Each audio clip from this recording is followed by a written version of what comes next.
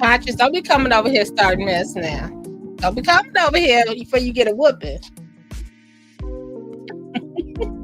Y'all conscious gonna get a whooping. Conscious, do you know what a whooping is? Spanking. Hey, you guys, welcome to Burgundy Blue Commentary. We talk about what we want to talk about when we're ready to talk about it. And I'm just here. Um, I don't think I've ever felt this close to it was going to be like a WW3 before. I usually think it's kind of, we'll get by it. We'll get by it. We'll get by it. Why do I feel weird about this? And I just want to, I'm in and out. Am I in and out? Let me know, conscious. Hey, and hey, tell hello to Mama C too. Um, How do y'all feel? I just want to do this live so you guys had an open space to post about how you feel. Like if you know a lot about it, if you don't know a lot about it, just how do you feel about what's happening with Iran? So let's look at a couple of things. So this morning, so if you didn't know, now this is me. This is just Berg talking. Is it Iran? That so recently 4 Americans were killed over there in the retaliation. Let's start here. Let's start here. Panic. I have some friends in Dubai as well, so let's listen to Trump first. Let's start here. Let's go backwards and then go forwards. And I would love your opinion. You know, we don't do too much of politics, but this is very interesting. Oh, Conscious, you gotta cover it to let me know what was going on. I don't know what's going on. I'm just following it as it goes. So that would be awesome if you could give us a little brain, if you will, and tell us what's going on. Americans in the battlefield. U.S. Central Command confirms that 3 American service members have died in action, and 5 others are seriously wounded as part of Operation Epic Especially Fury. as a veteran. Thanks for your service, Conscious. Those casualties occurred. However, we do know that U.S. bases in Iraq have come under attack by Islamic militia now. Those militia that are aligned with Iran. Those are the ones that they fund and purpose at their will, that regime. The president launched the major offensive against Iran's terrorist regime early yesterday morning. Israel today continues to go after strategic sites deep inside Iran, dubbing its military offensive Operation Roaring Lion. This is a special Sunday edition of the Faulkner Focus. I'm Harris Faulkner. Like, this is so interesting, and believe me, this is not turning into a political channel or anything like that. It's that you know your girl Berg over here, I delve into, and I'm wholeheartedly I delve into more social media content, more beauty content, more fashion content, more chit chat content, you know, gossip columns and stuff of that. But when I saw what was going on here, I just thought that people like me that don't delve into that thick of the news when it comes to what's happening on these world topics, that we have a space to talk about it over here. So I just want you guys to know now, I'm gonna tell you about Sister Wives and the Real Housewives, okay? But this just kind of interested me, you know, and I wanted to bring it to my platform to make sure that if anything, not a, you know, nothing like that, but just make sure you have a full tank of gas. Not that you could go anywhere if something really crazy happened, but have a full tank of gas, have your provisions, have your water. We saw what happened during COVID when people were scared to go out. Just have those things in supply because we don't know what's going to happen. Have your flashlights, have your candles, have all that stuff, okay? And that's what I want to say from my point of view. Just have those things in your home in case something weird happens here in the US as well. So let's continue. have a plan for your family. I want to say that. Have a plan if the cell phones go down, stuff like that. Just have a plan. That's all.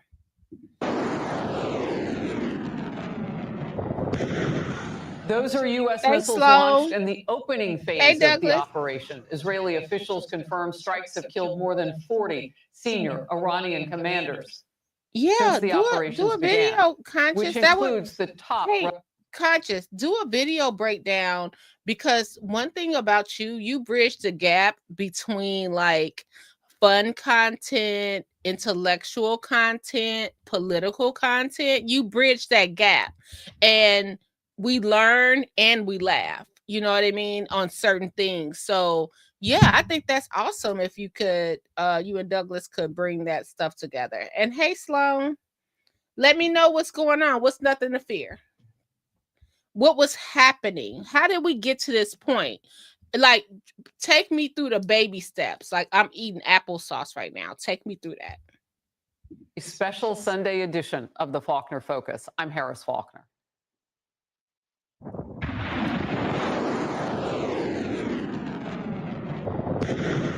Those are U.S. missiles launched in the opening phase of the operation. Israeli officials confirm strikes have killed more than 40 senior Iranian commanders since the operations began, which includes the top Revolutionary Guard leadership and Iran's defense minister. A huge development now, coming together in just the last bit. Iranian state media. Okay, so Iranian regime figures eliminated by the U.S. in Israeli strikes. Okay.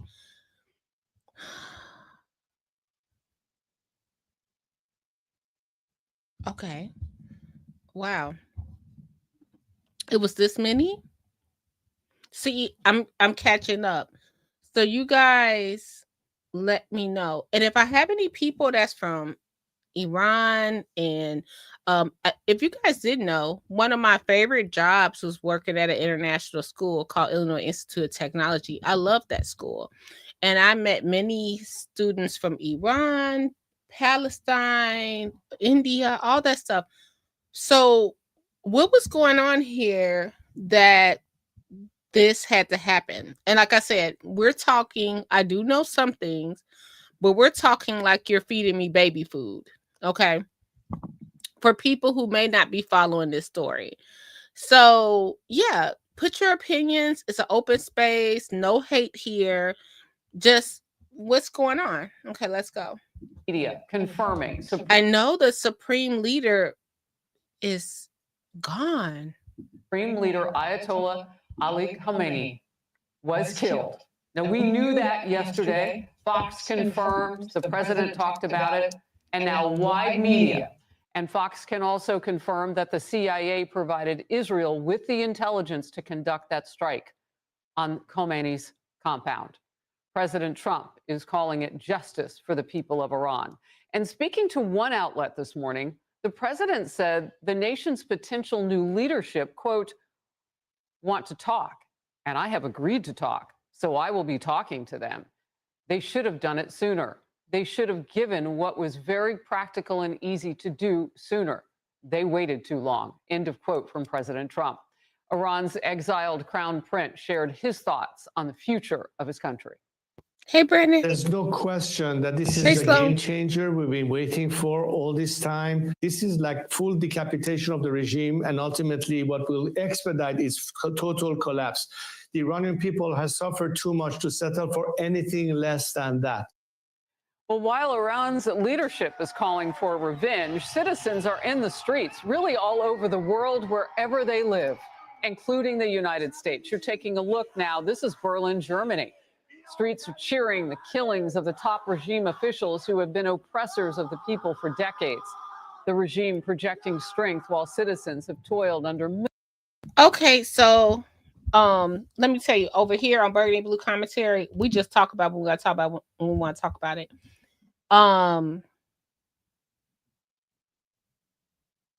We're gonna have a panel and break this down, but we're gonna have to do it where everyone feels comfortable, because Belgium, this is very interesting. Let's go.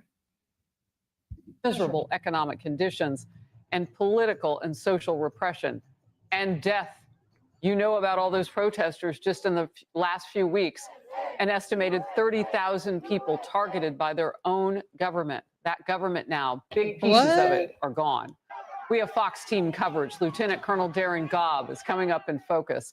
And Trey Yingst is on the ground in Tel Aviv, where air defenses continue to intercept Iranian missiles. Let's begin with Chief National Security Correspondent Jennifer Griffin in Washington. Jennifer. Harris, as you mentioned, CENTCOM has confirmed that 3 American service members were killed and 5 were seriously wounded in a missile strike. We're told other Americans sustained shrapnel injuries and suffered concussions. These are the first casualties of the war the U.S. and Israel have launched against Iran. CENTCOM would not say which U.S. base the missile strike targeted, while family notifications continue. We also can now report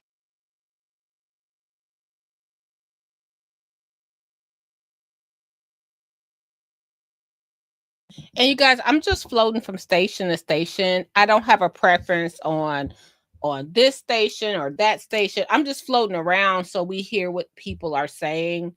Let's go to this place right here. So this BBC, let's see what's happening at the BBC. And will leave the enemies hopeless as always.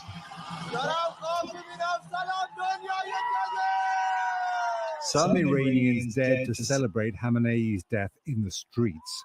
Killing the Ayatollah strips the war to its essentials. On one side, Donald Trump's belief that US and Israeli air power and assassinations will clear the way for the regime's opponents to seize power. And on the other, Hey, the resilience Choose. of the regime. This is Israeli military video of another strike at a base in Tehran. It's now clear what this war is all about for Israel and the US. Regime change What is happening? imposed by air power. Something never done before. Now, can I again? Hey, Choose. I know you're just joining. Brandon, I know you're just joining.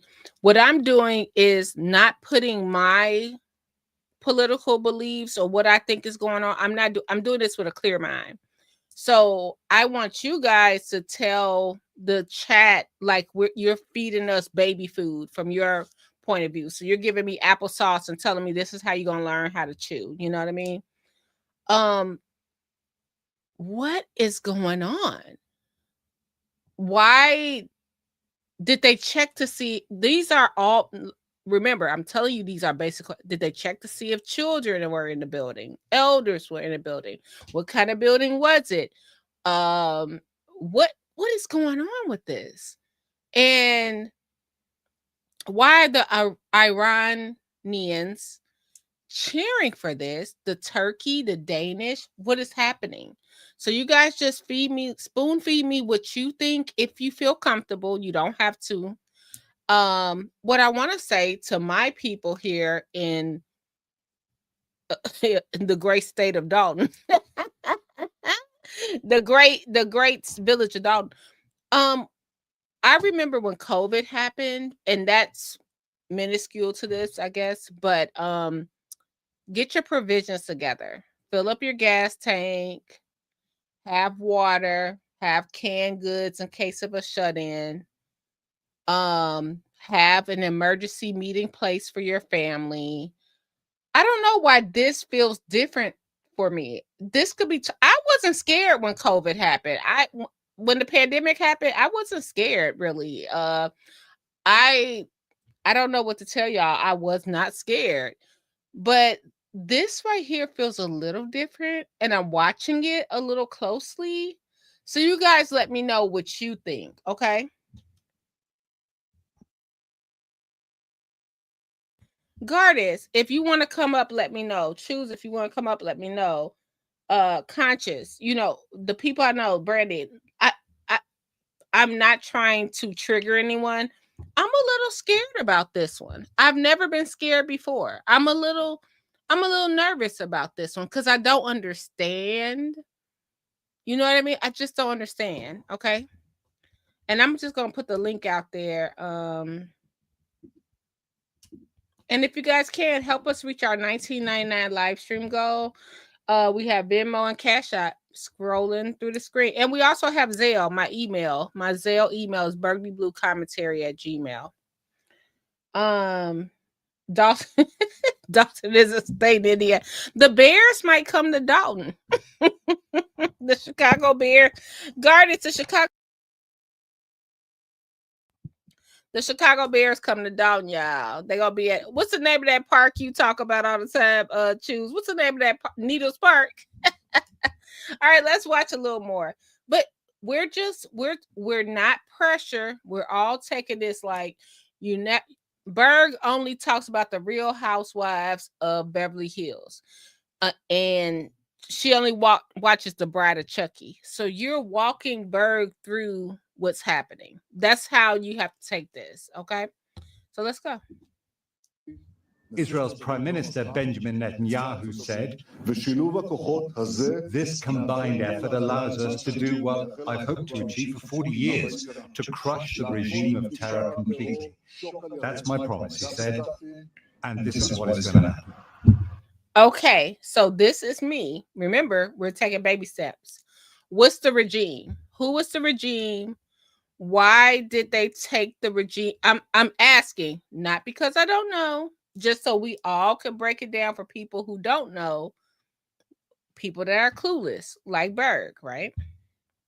So let's go to the regime. Who's the Iran regime? What does that mean? So the supreme leader, oh gosh, they got rid of him, huh?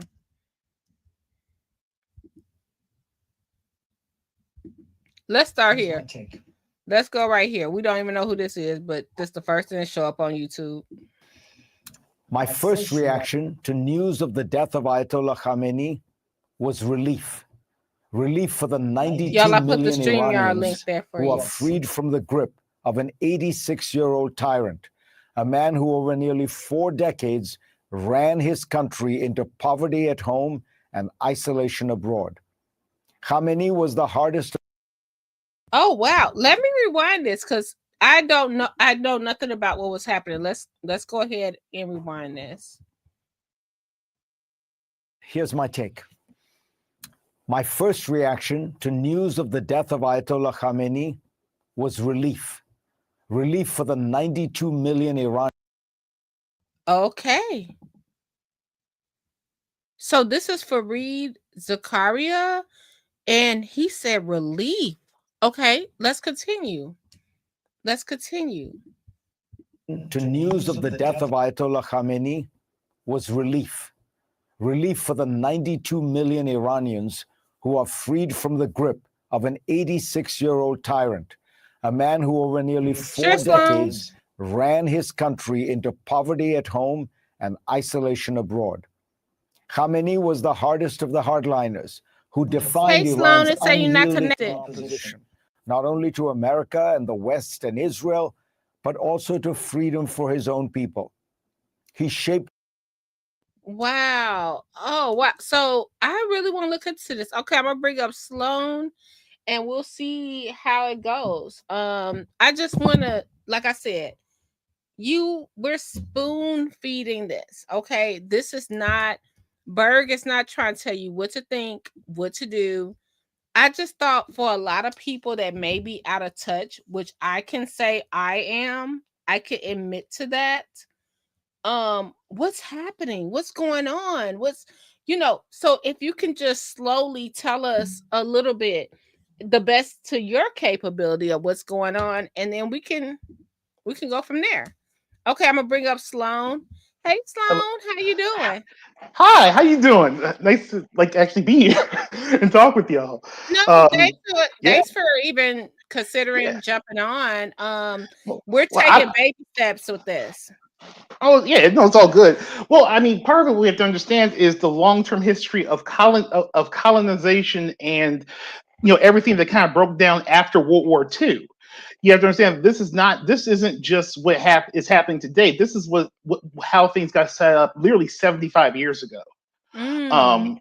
Okay, so and where Zazaria is talking about in particular and what we're talking about is, so after World War II, when the European powers, as they decolonized and allowed these countries to be reestablished.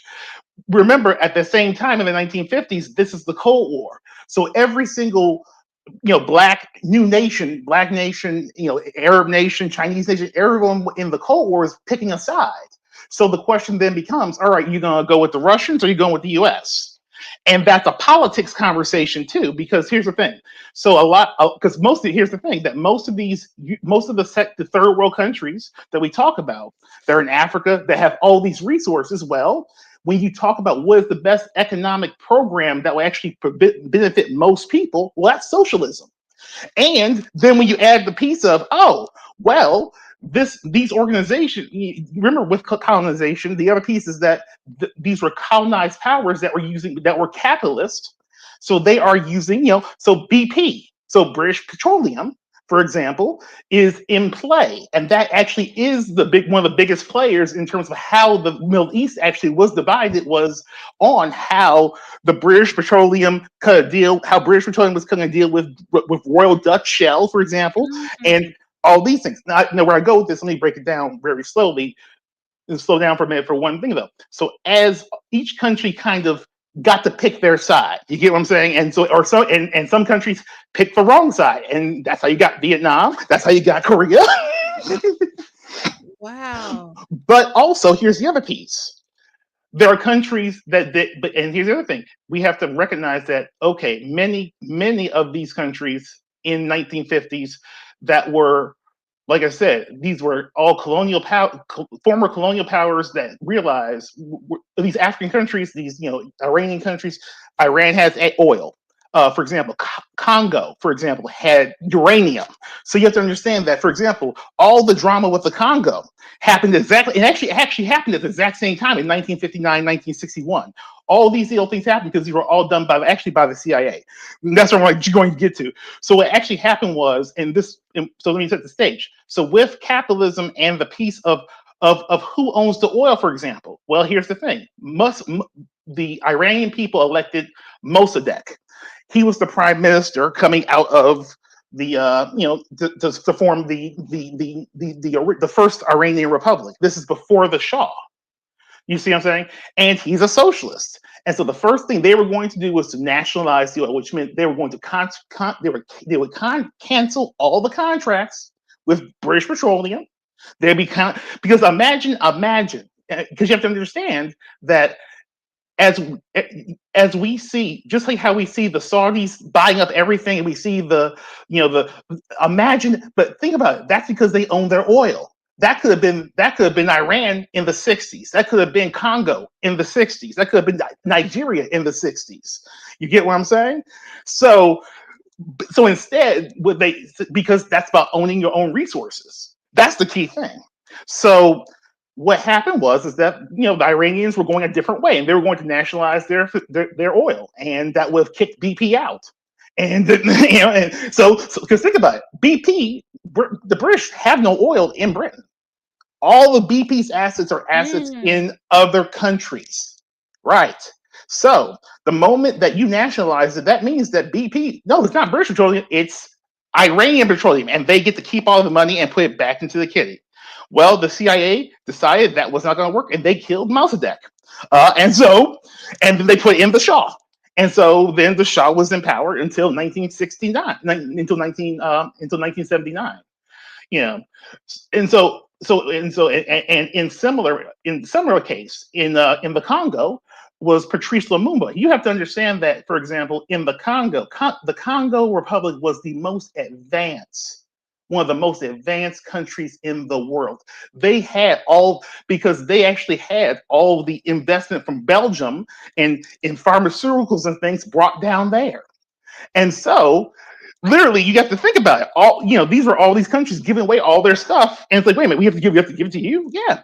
And so again, same thing. Think about it. Uranium. There's no uranium in the United States. All that uranium is coming from Congo. And they could have had a decent price for it. And they said no, took them out. So wow. Is this Is this all about resources, Yes, in it your is. opinion? Okay. It's about resources. It's about politics and capitalism.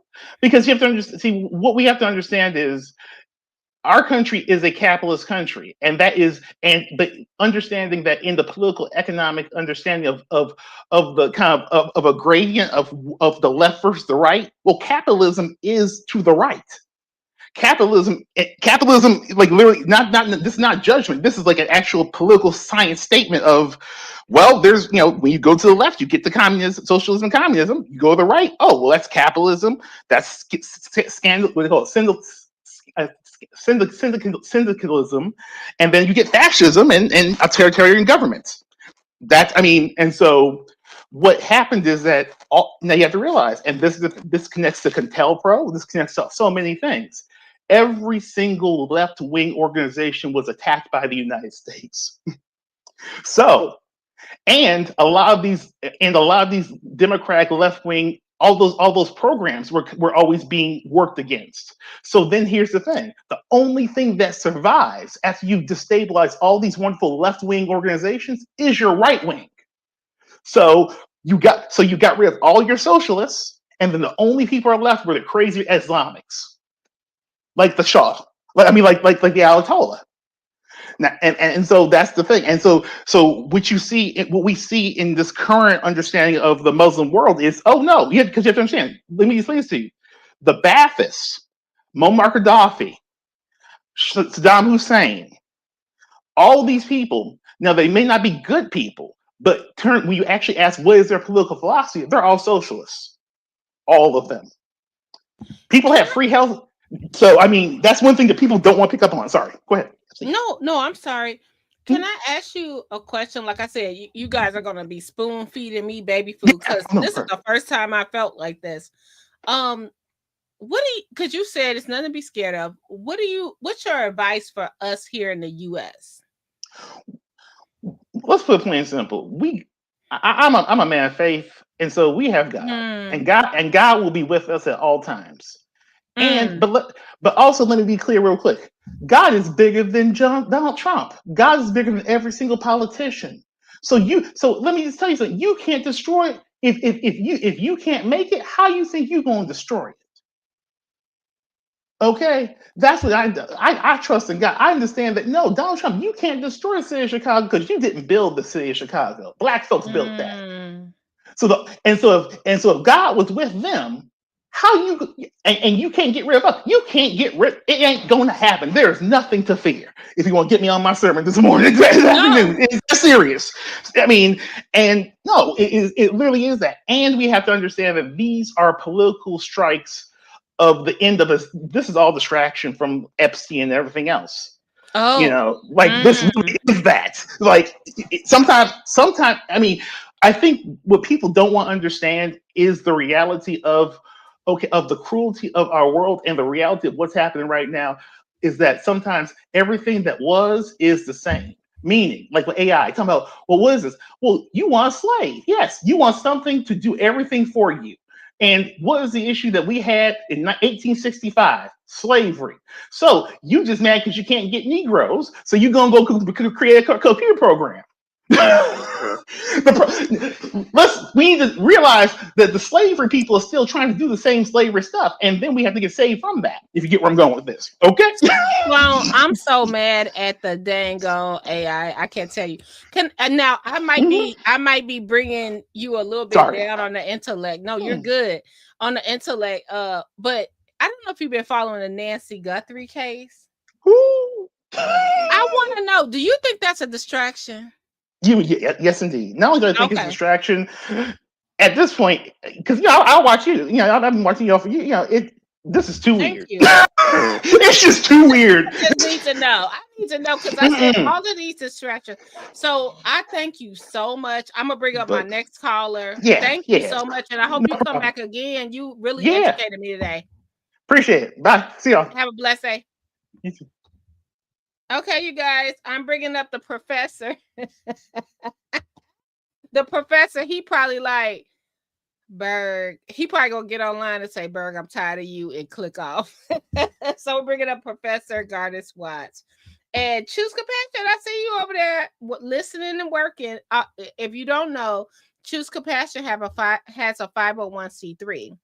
I'm asking y'all to donate $19.99. But honestly, if you donate $19.99 to her, she could then buy me an Egg McMuffin and write it off. So make sure you're following Choose Compassion. Drop your link in the chat. Okay. And if you guys don't know, we're demonetized right now. So everything helps. You don't have to do anything to be here, but everything helps. I just wanted to know what's happening because I'm scared. And thank you, Sloan. Sloan, we gotta talk to Sloan more often. I think they're a guest more on Conscious Channel. Hey, Omega. And thank you, Sloan. Just to hear your voice was joyful. All right, let's go to Gardis. Hello, Gardis. How you doing? Berg, what's going on? Gardis, you live. Are you in the streets on a Sunday? I am in the streets, and I'm actually on my way to another meeting. So I only have a few minutes, but I want to piggyback off of what Sloan said, because he actually really did give a good information session on the history of it. Oh, great. Oh, Sloan, do you want me to bring Sloan back up? Y'all want to talk I mean, that's up to you. That's up to you. But I mean, it's up to Sloan, but yeah, he did a good background on the history of why Iran is in this thing, because as I always say, history is basically what's happening today. There's a historical context to it. But I wanted to talk about the recent history of why all of this has basically escalated, because as Sloan said, Iran has always been in the crosshairs of the American empire because of the fact that it is turned away from American capitalism, from what happened with the with the overthrow of the Shah in 1979 and everything. But with the with this current administration that's in there right now, Trump is basically trying to escalate something that it's a very delicate situation, because the problem is that Trump is being controlled by Israel. And what I mean by that is the main player in this is basically Israel. Israel is the one that is just generally trying to start this war with Iran, because they feel like Iran is the biggest threat to them. And when you think that's what's happening. Well, yeah. Well. The problem is that Israel knows that in a head-to-head war, they're not going to really win against Iran, because Iran is basically backed by two superpowers. When you're talking about Russia and China, because a lot of their technology, especially comes from Russia. If you look at their military hardware, a lot of it is drone-based military, which is very advanced. And so when we think about Israel's trying to attack Iran, them going at Iran alone is not going to work with them.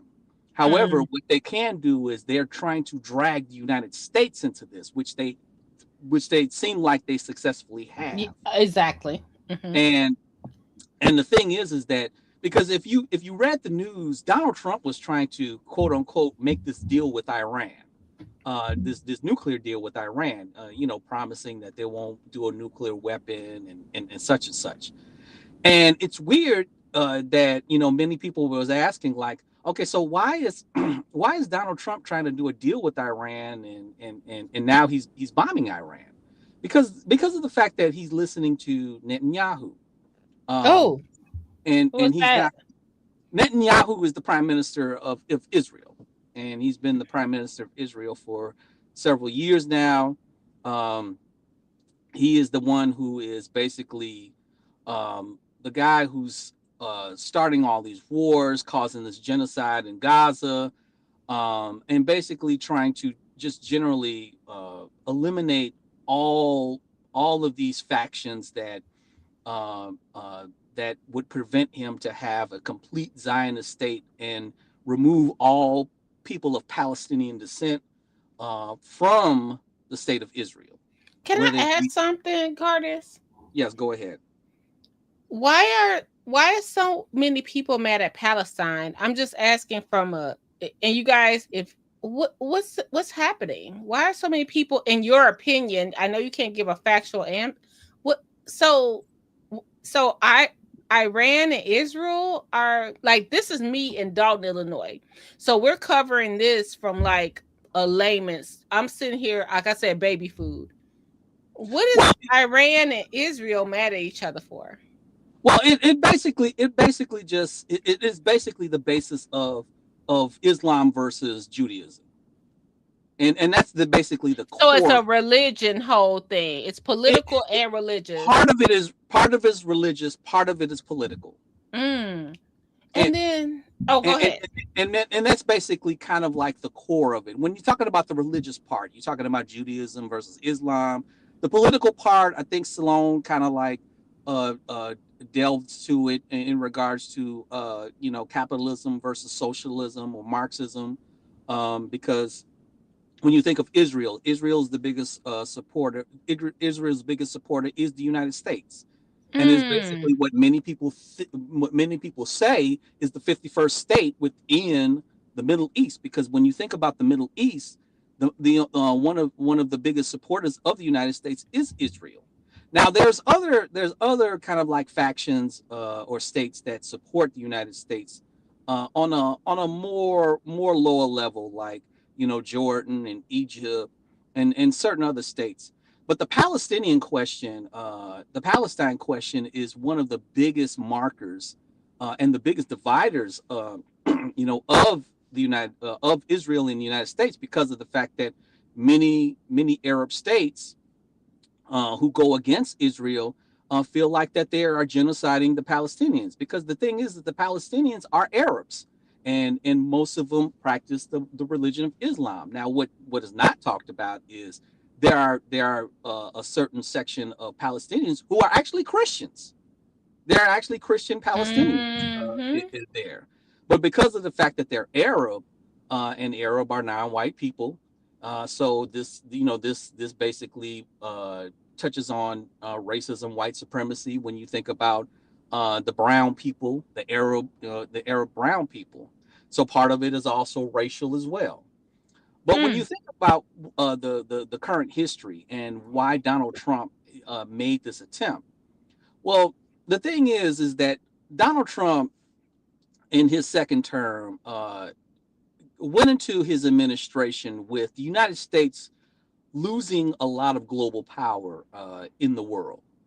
As you all know, the United States, ever since the end of World War II, well, actually ever since the end of the Soviet Union, has been the sole superpower of the world. China and Russia in the last couple of years have now raised themselves to superpower level. So now a world that used to be what they call a unipolar world, which means that only one superpower exists, now has become a multi superpower world, which now you have United States at top, China close second, and Russia third. This plays into the global dominance of the United States, because now this basically changes the dynamics of how the United States can move, because before the United States could move anywhere it wanted to because it was the global superpower. Now they have to be careful. But what Donald Trump is trying to do right now is he's trying to reclaim America's imperialism within, the global sphere, because of the fact that China and Russia are now not only just superpower threats, but they are now partners now. Because the problem is that Russia and China were historically enemies, but because of the fact that the United States have made some political global decisions, like the Ukraine war, they have basically moved Russia into the arms of China. So now they're partners.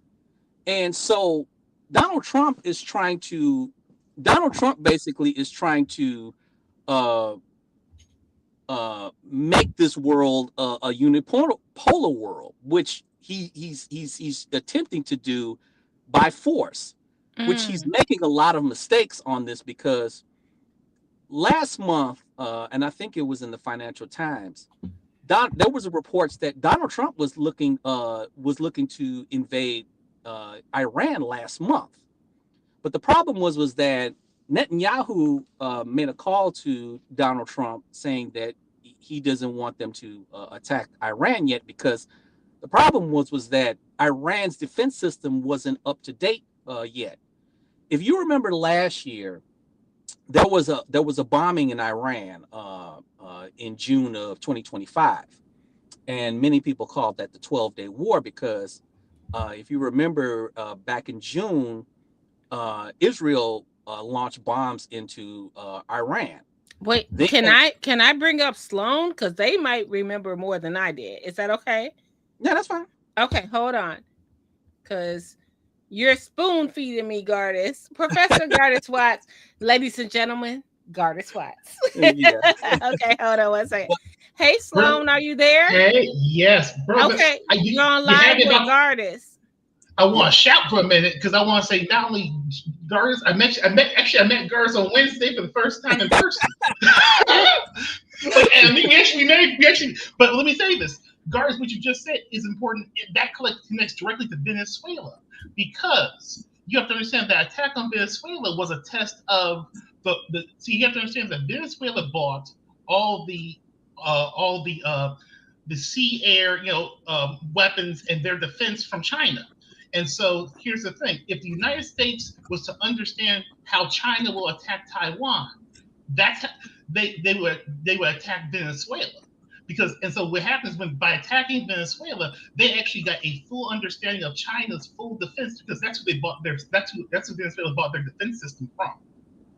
Well, that's why Israel told Donald Trump to hold off on attacking Iran, because if you remember last year when Israel bombed Iran, Iran responded by bombing Israel, and a lot of their bombs had went through the Iron Dome, because I don't know if you remember as well, there was a situation that happened I think about a couple of months before the 12-day war from last year, where Iran sent like a couple of thousand drones to Israel, and then what they were doing is they were testing their Iron Dome system.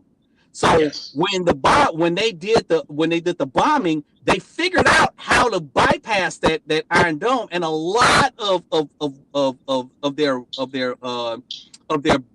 missiles got through their Iron Dome system. So then what ended up happening was Netanyahu, who wasn't even in Israel at the time, I think he was in Greece, because he knew that Iran had figured out a way to bypass their Iron Dome system.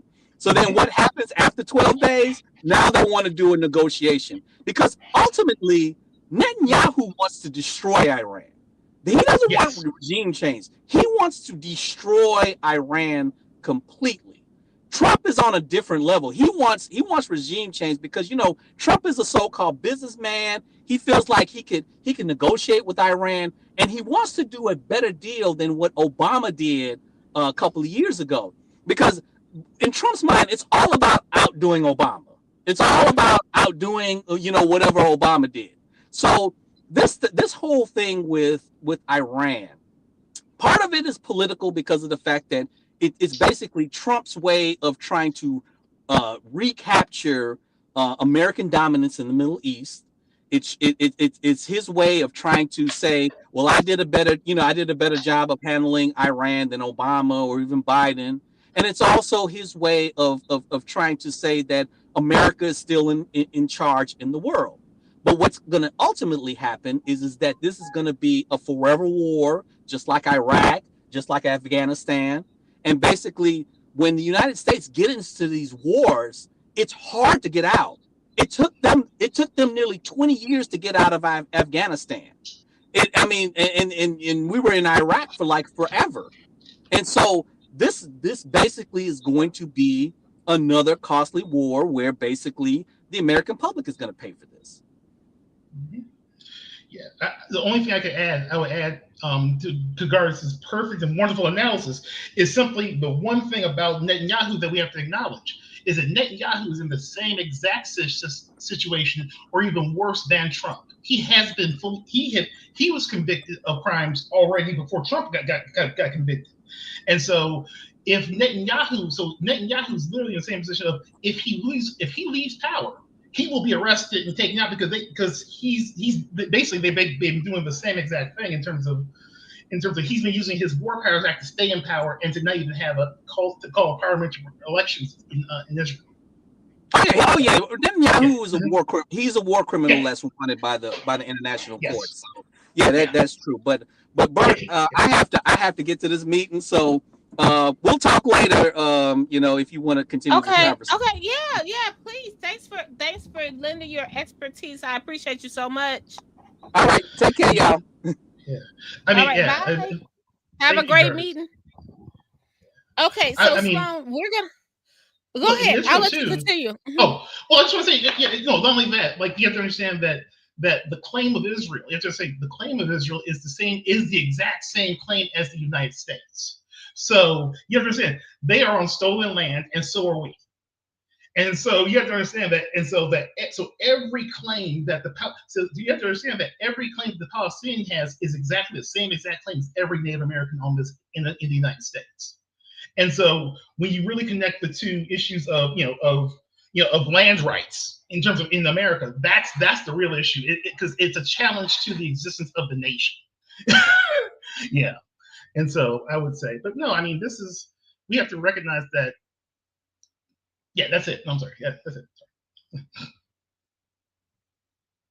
Yeah. Oh, sorry, I'm here. It's nothing to be sorry about. Thanks for breaking this down. And I think this was very educational for all of us because I had no idea. Yeah, but this is see the issue. But I think the issue what we miss out is that even though they're trying to do these forever wars, yes, but they still can't do it forever because everybody gets tired. And so and I think that's the thing is that these regime changes are really kind of are so short-sighted that they don't understand. Like, okay, yes, you've gotten rid of because the Iranian people are a people who have never been conquered. That's something you have to understand. The Iranian people have never been conquered. They are the Persian Empire. Okay. Mm-hmm. So you have to understand that these folks are not going to lay down. They are not going to lay down. And if you couldn't win in Afghanistan, that's all mountains. And and Afghanistan has multiple populations of Pashtun and so many different ethnic groups. Well, guess what? Iran is one country with one purpose, and they know who they are. They might not like the government, but they know who they are. And so the question then becomes, we have to be, and I don't think they understand that you're not going to get a government that's going to be any more, helpful to the United States because, it's not in their best interest. It's that simple. And like I said, and Garth says so eloquently that, Netanyahu is playing a game of, this is a religious war for him. So he's literally playing an end game. And that's the other piece we have to recognize too. Trump is not in control. This man has dementia. And we have to understand, one thing I'll say, so I'm an ordained minister in the United Church of Christ. And sorry, y'all, I just lost connection. Sloan, are you still there? I'm there. Yes, I'm here. I'm sorry. Yeah. Yes. What I was saying was that you have to understand that. Sorry, I just lost. No, you're good. Oh, you're good. Okay. Well, no, but we have to understand what this man has dementia, but you have to understand that the Christian nationalist understanding is to bring the end of the world.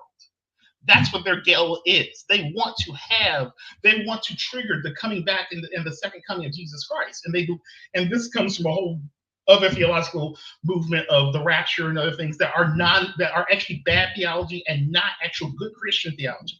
But that's what's really happening is that you have our country is being run by people who think that their goal is to end the world so their white Jesus comes back. And so we have to understand that there's no sanity in this. Some of this is just plain crazy. So Sloan, can I ask one question? So like the youth, we always go back to the youth here on this channel. what do you think that they should prepare for? If you, I mean, just a little advice, like, because I'm so I have a lot of people here. They fight in Chicago. I know, they fight for Palestine and things of that nature. I don't know why the Iranians were. Thank you for breaking that down when they were like, "Oh, we're glad that this is happening at this point for the regime." But what's an advice you can give anyone if from your point of view? It's just from Sloan's point of view. It's nothing. It's just a point of view. I will give you the. I will quote scripture. There's nothing new under the sun. There's nothing, and I'm gonna keep it real. AI is called no. It's called. Let me put it like this: if our ancestors got through slavery and built a whole life, and you are here sitting where you're at right now, look how much you can do. Oh no, baby, I'm not even tripping about this. I'm trying to say is no. This is an aberration. Let's get back to work. We can build all of it. We can do all of it. And we can do it right now. In fact, it's called let's stop listening to the boomers, because the boomers are the ones that keep on saying you can't do something. You can do it. Let's build. If we need hospitals, we need to build the hospital. I'm tired of fighting and listening to old people and people in corporations. I ain't got time for it. It's time to start shutting down some of these churches. Because let me tell you something. If you are a nonprofit, I'm gonna put it plain and simple. As a person who has a degree and has the expertise, I can do. As a pastor of a church with a nonprofit license, I can do anything in terms of really bringing good work into this world. And simply knowing the skills and knowing how to use your nonprofit license to do that. And the church did that. The church is the one who built the schools. The church is the one who built the hospitals. Every single institution that we have in our country is built by the church, not by the government. So and here's the thing, and it was your grandma and my grandma. So here's the thing: if grandma could build something, so can we. Amen. I'm not interested in what we can't do. If you can't do it, then you need. If you're going to tell me that it can't be done, then you need to resign so we can try to go for it and try it ourselves. That's what I got to say. Thank you, Sloan. Well, so please stay around here. we appreciate you over here. We love you, and you have an amazing night. You too. God bless you. God bless you. That's so cool that we had Gardis and we had Sloan, and we just had a little chit chat. Like I said, you guys, when you come over here, we're spoon feeding it. It's not that I don't have my opinion or that I don't feel a certain way, but I want y'all to know from the grassroots how people feel. Choose Compassion's in the chat, but she working. You see what I'm saying? Choose, like, people just learn from their own grassroots and make their own decision. And my title was I'm Scared Iran, because I was scared of the retaliation. I was scared of what's happening. I'm scared of hearing about the oil. I've been there when gas been $5 a gallon, and I'm just like, what are we doing? Not the price, just like, are we okay? I've been there when it's been COVID. I've been there. So I just want to know. Now we're at the beginning of some things. Why not talk about it? What else did I want to talk about today? Thanks, Sloan, Mike. Choose, I just sent you a text. Because I was like, wait, I tried to put your name in the chat and they rejected it. What else did I want to talk about? Hey, you guys, if you can help me reach my $19.99 live stream goal. We are demonetized, so I make no money off these videos, which is okay, because the video's gonna go on, child. What did I want to talk about? Maybe I should talk about tonight. And shout out to Gardis. We love you, Gardis. Gardis been there day one. Do you guys want? I'm telling y'all, I need a $100 live stream goal, actually, because I would like to go live 24 hours a day on the old footage I have from Dalton. And it's some of this footage Gardis is in where he was being cheered on as the best man in the Southland. And as soon as they found out he knew Burgundy, they got rid of him. Gardis, they got rid of you. They got rid of you, Gardis, because of me. Let's watch a little more of this before we go, though. I want to look a little bit more. If he Sakara, because I want us to learn. Let's look a little bit more. The modern Islamic Republic into the strange hybrid regime that it is, run by clerics, military officers, and bureaucrats, all repressive, dysfunctional, and corrupt to the core. No one should mourn his passing. Wow. But when we step back and ask, No where one does this should go mourn? next? Oh, gosh. Things look murky. President Trump has chosen to go to war with a country that did not pose an imminent threat to the United States. His claims to the contrary are belied by his own words. After the United States bombed Iran last June, the president loudly and repeatedly declared that he had obliterated Chooses not Iran's me. nuclear program. That's her real hair. Yet 8 My months hair is later, not real. he asks us to believe that this obliterated program posed such an urgent threat to the United States that Trump had to act without seeking authorization from the United States. I gotta stop what's going on with Trump and Fareed. Hey, Fareed. Hey, Slow. It's so funny because this is so small because we're in a small town. But the people around here think Choose is me. And Choose hair is her real hair. My hair is fake. Flammable. Do not bring a lighter around me. Just wanted y'all to know. States Congress. In his brief speech announcing the attack, President Trump revealed the true purpose of the military action: regime change. He explicitly called on the Iranian people to overthrow their government. In doing so, he has defined the purpose of this war and the measure by which it will be judged a success or failure. Historically, regime change from the air has rarely taken place. I cannot think of a single case in which a government fell without military forces on the ground actually doing the toppling. And more broadly, the record of American-sponsored regime change in the Middle East is not a happy one, from Afghanistan to Iraq to Libya.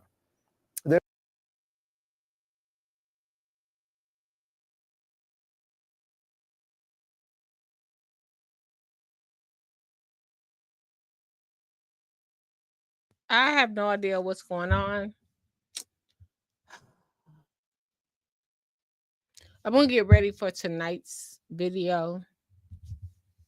But I'm so thankful to Sloan. I'm so thankful to Gardis. I'm so thankful to Choose. I'm so thankful to Brandon and everybody else that joined today, because you guys helped we were trying to just build with baby steps, because I'm really genuinely confused. I'm like, hey, what do we do? What are we not going to do? What should we do?